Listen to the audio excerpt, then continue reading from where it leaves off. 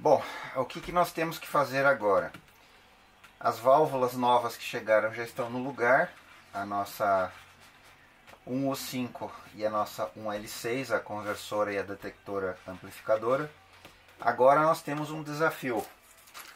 Como a balaste a 50A1 está danificada, como a gente mostrou já nos vídeos anteriores, ela inclusive tem sinais de que está queimada dentro, né? Ó, ela chegou a marcar o vidro ali.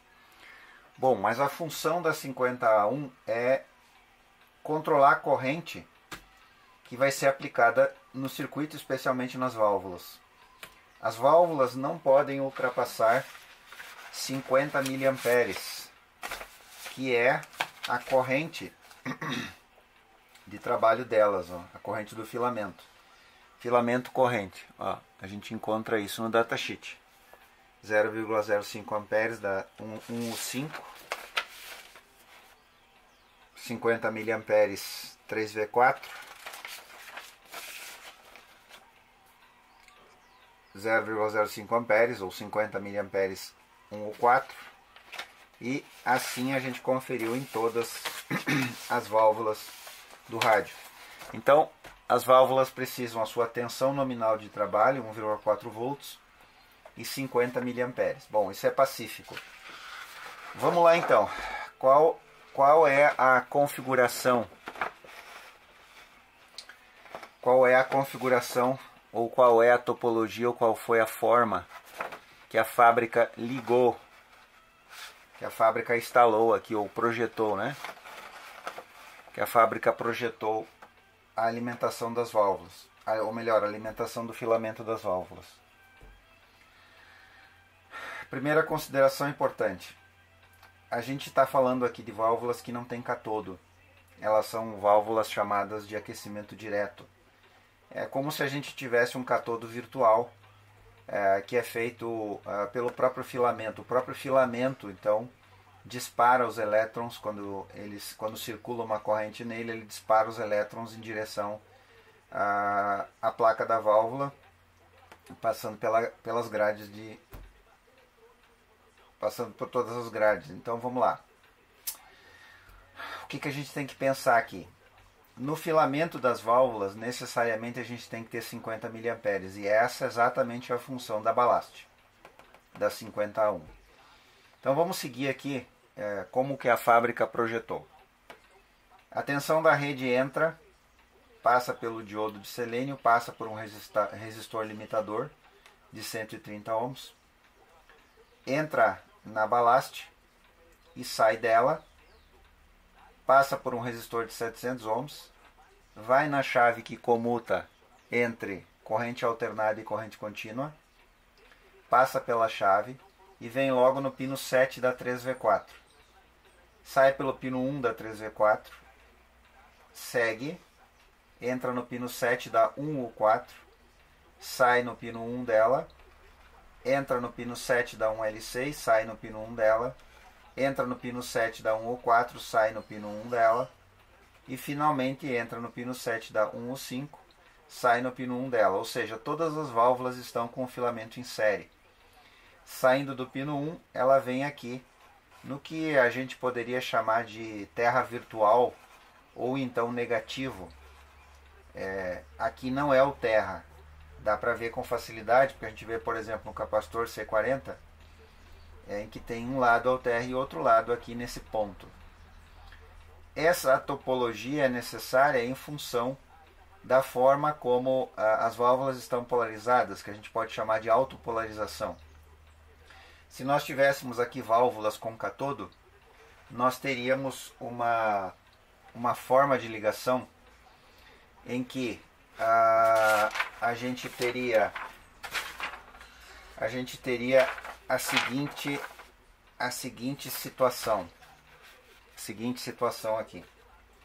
Vamos imaginar uma válvula qualquer em que a gente tem filamento, catodo, grades, não importa quantos sejam. E o filamento então está alimentado, logicamente, e a gente teria então aqui um resistor alterra, e esse resistor aqui de polarização, que a gente chama de autopolarização, ele então teria uma tensão no cátodo mais positiva em relação ao terra, e teria na grade uma tensão mais negativa em relação ao terra. Então isso aqui a gente pode chamar de topologia de autopolarização. Vamos lá então. O que acontece? A gente já definiu, a gente já entendeu que todos os filamentos estão em série. E eles estão então alimentados pela tensão que passa pela balaste e que passa por esse resistor de 700 ohms. Agora, a balaste está danificada, nós não temos outra. Então o que a gente tem que fazer? Nós temos que entregar aqui no lugar da balaste um resistor que tenha a mesma resistência elétrica necessária para que a tensão e a corrente seja os 50 mA que nós precisamos nas válvulas, e que a tensão de trabalho das válvulas seja respeitada. Como é que a gente vai fazer isso então? Vamos lá, vamos partir para uma situação de cálculo. Primeiro, nós vamos fazer isso em duas etapas. Vamos fazer um cálculo aqui e depois vamos trabalhar com um potenciômetro de fio ajustável, que é esse aqui. Esse potenciômetro vai nos ajudar a fazer um teste prático para ver se o cálculo que nós fizemos está correto. O que é isso aqui? É um potenciômetro. Só que ao invés de uma pista de carvão, ele tem uma pista aqui que é uma metálica. Ou seja, ele suporta corrente. É o que a gente vai fazer. Como ele suporta corrente, eu posso ajustar a resistência como se fosse um variac, né? Eu vou ajustar a resistência que eu vou entregar lá no lugar da balaste. Eu vou começar aqui pela resistência mais alta e vou ir baixando, e com isso eu vou monitorando a tensão e a corrente entregue nos filamentos. Mas vamos fazer um cálculo aqui. Vamos lá. O que a gente encontra então aqui? A tensão que vem depois de retificada pelo diodo de selênio e passando pelo resistor de 130 ohms, ela entra então na balaste, onde a gente tem uma indicação de 105 volts. Então vamos considerar aqui a nossa entrada aqui tem 105 volts, 50 miliamperes, que é o que a gente precisa entregar para os filamentos. Então, isso vai entrar na balaste. Vamos fazer aqui mais ou menos o símbolo da balaste. Vai passar por ela, segundo o esquema, e vai num resistor de 700 ohms. 700R. Bom, e aí vem nas válvulas. E a gente pode seguir com facilidade. A primeira válvula é a 3V4. 3V4. Aí a próxima é a 1U4. 1U4. Depois 1L6. 1L6. Depois mais uma 1U4. Depois e finalmente a 1U5. 1U5. 1, 2, 3, 4, 5 válvulas. Exatamente como está aqui. E aí daqui, então, vai lá para o nosso, que a gente vai considerar negativo, né? Aqui positivo e aqui negativo, que é o nosso ponto de terra virtual ou negativo. Bom, então, o que a gente espera pelo esquema do rádio é que daqui a aqui a gente tenha 105 volts. O que a gente vai fazer então? Vamos ver as tensões de trabalho dos filamentos das válvulas, que eu já anotei aqui em cima. Então, a 3V4 é 2,8 volts e todas as outras 1,4 volts. 1,4 volts, 1,4 volts, 1,4 volts. Se a gente somar essas tensões de trabalho, nós vamos chegar a uma tensão que é a soma de 8,4 volts. Eu já fiz essa soma, vou colocar aqui embaixo então. 8,4 volts.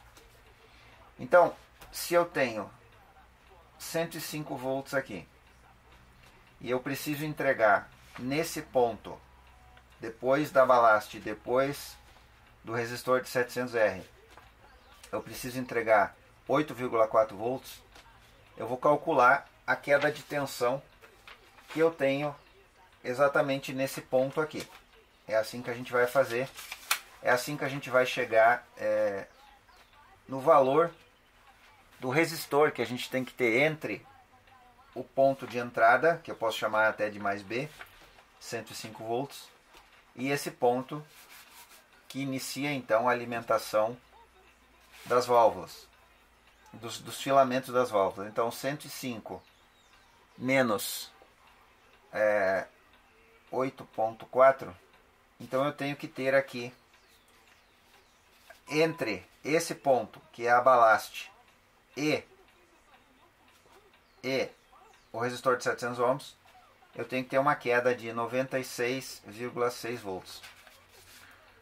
Bom, se eu sei que a corrente é 0,05 ampere, então eu posso facilmente calcular essa resistência total aqui entre, que é a soma do resistor de 700R e a resistência interna da balaste, usando uma regra simples, a lei de Ohm, né? Então, há muitos anos atrás, mas há muitos anos atrás mesmo, eu não lembro exatamente quando, eu aprendi, eu não decorei, aprendi a seguinte fórmula, que eu nunca mais esqueci. Foi um professor que ensinou, inclusive. Ele dizia assim: quem vê, ri. Quem vê, ri. Eu boto uma pirâmide aqui, e eu tenho a relação entre as grandezas tensão, corrente e resistência. Se eu tenho tensão e tenho corrente, então eu acho facilmente a resistência. E isso vai me dar aqui, a resistência é o produto da tensão pela corrente. Então, eu vou ter, qual a queda que eu quero? 96,6 volts dividido pela corrente que eu quero. E isso vai me dar uma resistência de 0,05, exatamente 1,932 ohms. Essa é a resistência que eu preciso ter entre a entrada da balaste e a saída desse resistor. Se eu diminuir dessa resistência o resistor que já existe, 700 ohms, eu vou ter um resistor de 1,232 ohms, ou 1K2, aproximadamente 1K2. Bom, esse é o cálculo. Eu preciso substituir a balaste por um resistor de 1K2, ou então eu posso fechar a balaste aqui, fazer um curto no lugar dela e substituir logo esse resistor de 700R por um de 1,9. Me parece que é mais comercial 1K2. Lógico que tem que ser um resistor de fio e ele tem que suportar essa potência aqui, né? Qualquer coisa acima de 5 watts vai funcionar bem. O resistor de 10 watts já é o dobro do que a gente precisa aqui. Bom, eu vou montar agora aqui o setup e a gente vai controlar nesse setup então a tensão em cima dos filamentos, a gente vai controlar a corrente e a gente vai ver agora na prática se o cálculo está correto.